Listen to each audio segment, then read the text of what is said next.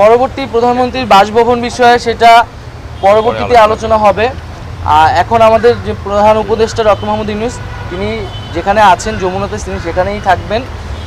আর যেটা বললেন যে হচ্ছে এখন যে অবস্থা, এখন আমরা ভিতরে দেখতে পেয়েছি যে এখানে হচ্ছে প্রচুর দেওয়াল লিখন আছে, গ্রাফিতি আছে। যারা সেদিন এসেছিলেন, স্টুডেন্টরা এসেছিলেন, তারা তাদের ক্ষোভ প্রকাশ করেছেন। এবং এখানে অনেকে মানে যে কিছু ফার্নিচার আসবাবপত্র যেগুলো হচ্ছে লুটপাট হয়েছিল সেগুলো কিন্তু মানুষ আবার রেখে গেছে, সেগুলোও সংরক্ষণ করা হয়েছে। এবং ভাঙচুর রয়েছে, মানুষের ক্ষোভের বহিঃপ্রকাশ পুরা বিল্ডিংটার চারিদিকে আসলে ছড়িয়ে রয়েছে। আমরা চেষ্টা করব সেই ক্ষোভগুলোকে যথাসম্ভব ইনটেক্ট রেখেই জাদুঘরের কার্যক্রমটা করা। 1 টাকা দিয়ে তো মালিকানা নিয়ে নেওয়া হয়েছিল না? 1 টাকা দিয়ে কি মালিকানা নেওয়া হয়েছিল? জনগণের ছিল কতখানি? আমরা জনগণের জন্য এটা উন্মুক্ত করার চিন্তা